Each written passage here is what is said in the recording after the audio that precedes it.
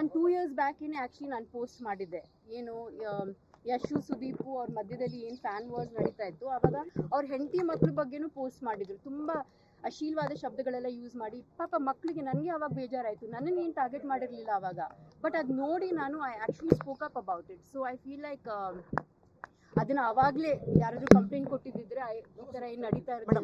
ಕನ್ನಡ ಚಿತ್ರರಂಗದಲ್ಲಿ ಒಬ್ಬ ಆ ನಟನ ಸ್ಟಾರ್ ಫ್ಯಾನ್ಸ್ ಇತ್ತೀಚೆಗೆ ನಿಮ್ಮೊಬ್ರದ್ದೇ ಅಲ್ಲ, ಮಾರ್ಟಿನ್ ಆಗ್ಬೋದು, ಬೇರೆ ಬೇರೆ ನಟರ ಸಿನಿಮಾಗಳ ಬಂದಾಗ ಯಾವುದೇ ನಟಿ ಅಥವಾ ನಟಿ ಈ ತರ ಧ್ವನಿ ಎತ್ತಾಗ ಈ ತರ ಕೆಟ್ಟ ಪದವಾಗಿ ಬಳಸೋದು ಎಷ್ಟು ಸರಿ? ಜೊತೆಗೆ ಚಿತ್ರರಂಗದಲ್ಲಿ ಯಾಕೆ ಈ ತರದ್ದು ಒಬ್ಬ ನೀವು ಬಂದಿದ್ದಾರೆ, ನಿಮಗೆ ಯಾಕೆ ಸಪೋರ್ಟ್ ಸಿಗ್ತಾ ಇಲ್ಲ? ತುಂಬಾ ಸಪೋರ್ಟ್ ಇದೆ, ಡೋಂಟ್ ಬಿ ಇದು ನಾನು ಬರೀ ನೆಗೆಟಿವ್ ಕಾಮೆಂಟ್ಸ್ ಹಾಕ್ತಿದ್ದೇನೆ ಅಂತ ನೀವು ಅನ್ಕೋಬಹುದು. ನನಗೆ ಎಷ್ಟು ಜನ ಹೆಣ್ಮಕ್ಳು ಸಪೋರ್ಟ್ ಮಾಡಿ ನನಗೆ ಮೆಸೇಜಸ್ ಕಳಿಸಿದ್ದಾರೆ ಅಂದರೆ ನಾನು ಹೇಳಬಲ್ಲೆ. ನಾನು ಆ್ಯಕ್ಚುಲಿ ಇನ್ 1-2 ಡೇಸಲ್ಲಿ ನಾನು ಎಲ್ಲ ಕೊಲೆಕ್ಟ್ ಮಾಡಿ ನಾನು ಬೇಕಾದರೆ ಹಾಕ್ತೀನಿ. ಇಂಡಸ್ಟ್ರಿನಲ್ಲೂ ಕೂಡ ನನಗೆ ತುಂಬ ಜನ ಮೆಸೇಜ್ ಮಾಡಿದ್ದಾರೆ, DM ಮಾಡಿದ್ದಾರೆ, ಬಟ್ ಅವ್ರಿಗೆ ಸಂಕೋಚ ಡೈರೆಕ್ಟಾಗಿ ಹೇಳೋಕ್ಕೆ, ಯಾಕಂದರೆ ಅವ್ರಿಗೆ ಭಯ. ಎಸ್ಪೆಷಲಿ ಹೆಣ್ಮಕ್ಳಿಗೆ ಏನು ಗೊತ್ತಾ, ನಮಗೆ ಸೆಲ್ಫ್ ರೆಸ್ಪೆಕ್ಟ್ ಮತ್ತು ನಮ್ಮ ಕ್ರೆಡಿಬಿಲಿಟಿ ತುಂಬಾ ಮುಖ್ಯ.